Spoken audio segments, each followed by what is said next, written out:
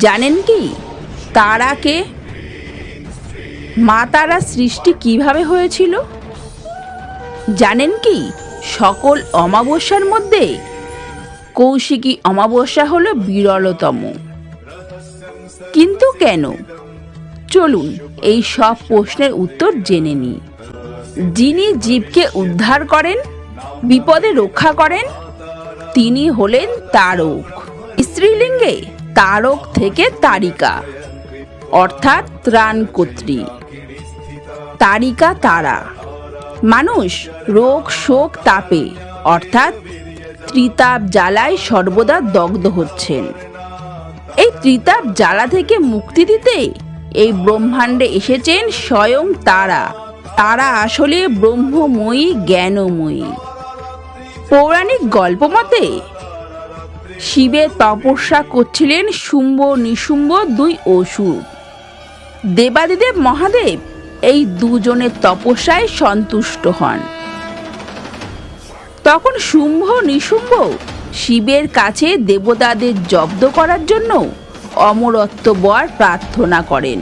শিব তখন বেশ চিন্তিত হয়ে পড়েন এবং বলেন, কোনো প্রকাশমান দেবতা, অর্থাৎ তখন স্বর্গভূমিতে যেসব দেবতা প্রকাশ্যে ঘুরে বেড়াচ্ছে এবং যাদের দেখতে পাচ্ছে অসুররা, তারা শুম্ভ নিশুম্ভকে হত্যা করতে পারবে না। এই বর পেয়ে শুম্ভ নিশুম্ভ তাদের অত্যাচারের মাত্রা বাড়িয়ে দিল। দেবতারা তখন ভয়ে তটস্থ হয়ে ওঠেন এবং পূর্ব ব্রহ্ম নারায়ণের শ্রী চরণে শরণাপন্ন হন।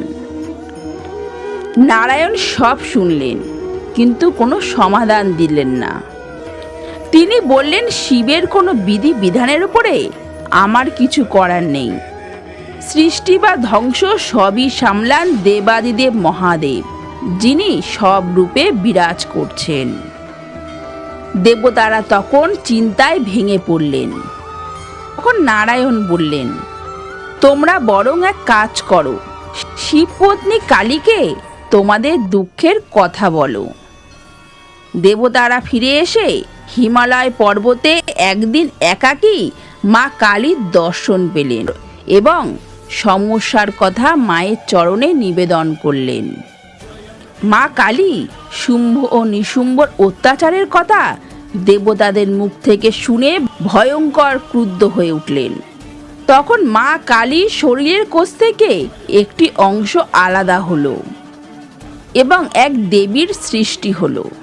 কোষ থেকে জাত বলে কৌশিকী এবং স্বয়ং সৃষ্ট দেবী কৌশিকী ভাদ্র মাসের অমাবস্যা তিথিতে অসুর শুম্ভ নিশুম্ভকে বধ করেছিলেন। এই কৌশিকী দেবী হচ্ছেন মা তারা। মা তারার অপর নাম কৌশিকী। নিজের শরীরের কোষ থেকে বেরিয়েছিলেন। সেই জন্য আজও ভাদ্র মাসের এই অমাবস্যা তিথিটিকে অর্থাৎ কৌশিকী অমাবস্যার দিন ভক্তরা তারাপীঠে পুজো দেন। ভাদ্র মাসের অমাবস্যা তিথিতে এই দেবীর আবির্ভাব হয়েছিল, তাই এই তিথি কৌশিকী অমাবস্যা নামে পরিচিত। এই দিনটিকে কুশগ্রহণী অমাবস্যা নামেও ডাকা হয়। জয় মা, জয় মা তারা, জয় গুরু বামদেব।